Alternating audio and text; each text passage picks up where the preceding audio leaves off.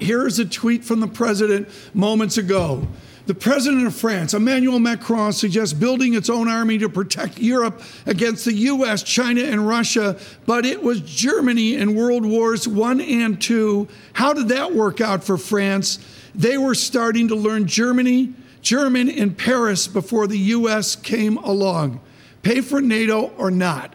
That's possibly the rudest statement I've ever heard on Europe ever. Let's start with the Canadians when they had to attack Antwerp through those swamps and lost thousands of people. What does your Europe do about a president saying it was Germany in World War I or II? How did that work out for France?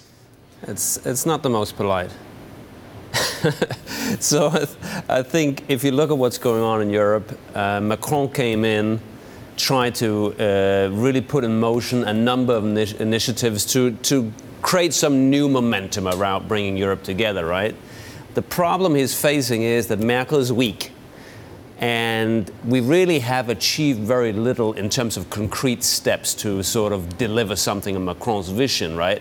And this is the real challenge for Europe, right? We have the right-wing parties in Italy and Hungary and so forth are saying Europe is bad.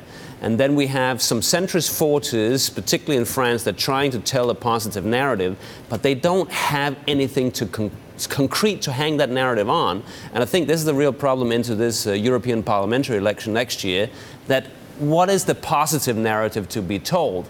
They need something specific to say we've accomplished something, and it's just not there yet. The common European army, something in that direction, would actually be something concrete. So that's why that narrative is being pushed forward. Francine, with the time we've got left, and Tom, please.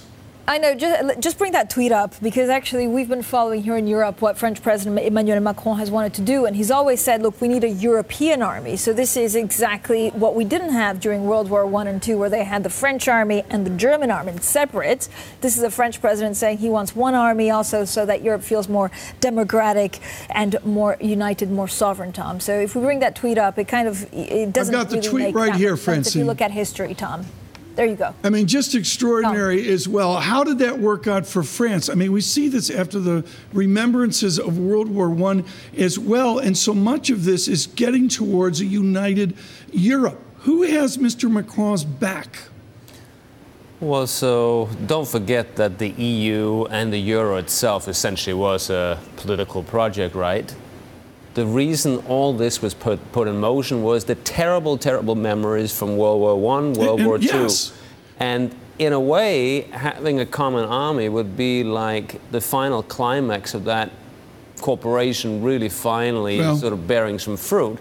The problem is that we've had such a negative sentiment around Europe because of recession, because of immigration, that we don't have the support.